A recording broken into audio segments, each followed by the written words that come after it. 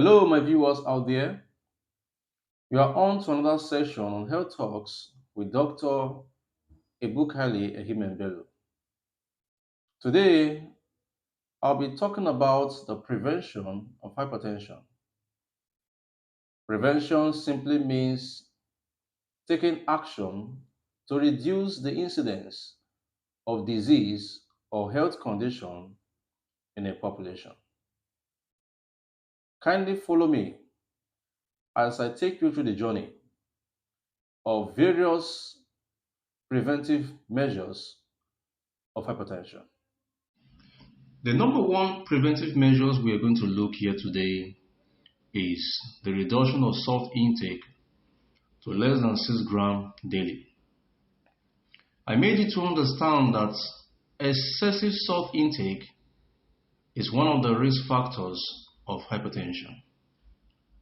So, taking measures to reduce the salt intake can help to prevent hypertension. The challenge of diets in our environment today is that a lot of artificially made food are added with extra salt, and this increases the taste that makes people want to eat them.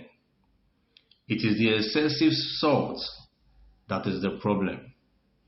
Therefore, reduction of salt intake to less than 6 grams daily can help to prevent hypertension.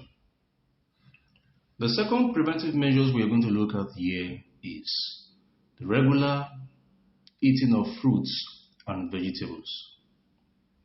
Fruits and vegetables have been found to contain potassium, which is one of the minerals that is essential for our body. The potassium content in fruits and vegetables have been found to lower the blood pressure. What it does is that it neutralizes the salt, which is one of the risk factors for hypertension. We're expected to eat about 5 portions of fruits and vegetables a day. And examples of fruits that contain potassium are bananas, oranges, grapefruit, sweet potato, and as well as avocado pear. The third preventive measures we are going to look at here is to avoid saturated fats and trans fats. Food that contains saturated fats and trans fats are the red meat, the cakes, ice creams, butter, sausages, chocolates, palm oil. This set of food should be avoided or reduced to the barest minimum. It has been found to increase the risk of hypertension. Hypertension can be avoided by eating food that are rich in oily fish. Oily fish has been found to contain omega-3 fatty acids and has shown to reduce the risk of hypertension. Increased intake of dietary fibers has also appeared to reduce the risk of hypertension. Examples of food that contains fibers are whole grains, beans, vegetables. The fourth we're going to look at here is the issue of tobacco. Prevention of hypertension also entails one to avoid the intake of tobacco. Tobacco is addictive because it contains a substance called nicotine. Tobacco smoke contains about 7,000 chemicals. About 69 of these 7,000 chemicals are harmful and are known or suspected carcinogens, which means it has the potential of causing cancer. When people smoke, it takes a long time before they see the effect of smoking. So many people will become addicted and it becomes very difficult to stop. But what happens is that hypertension comes up later in life. So how can one prevent tobacco smoke with the aim of reducing hypertension? The government can help to institute policies that monitors the trends of tobacco use among young ones. The government can also increase tobacco tax by 10%. This has also been found to reduce the risk of hypertension.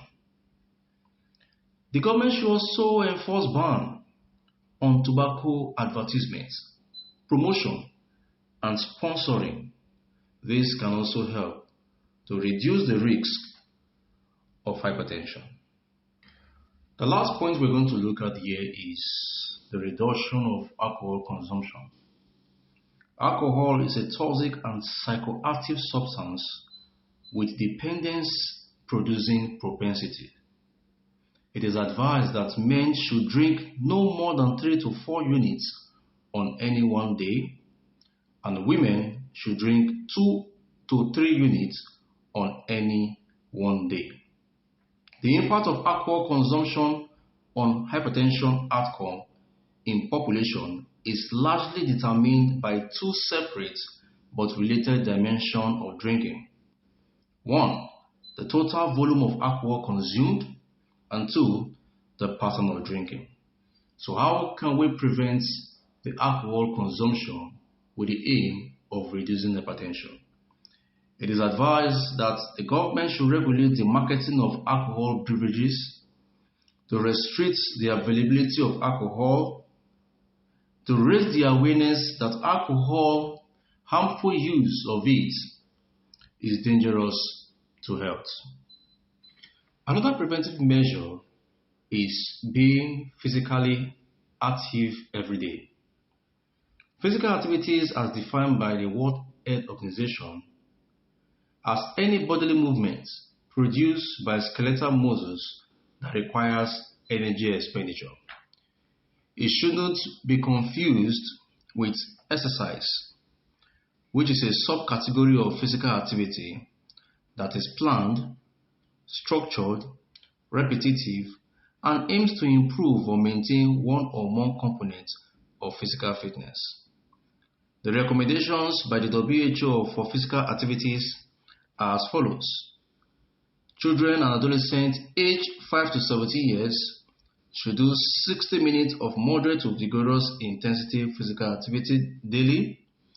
Adults 18 to 64 years should do 150 minutes of moderate intensity physical activity or 75 minutes vigorous intensity physical activity.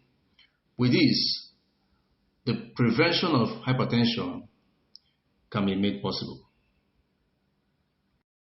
The need to adopt these preventive measures cannot be overemphasized.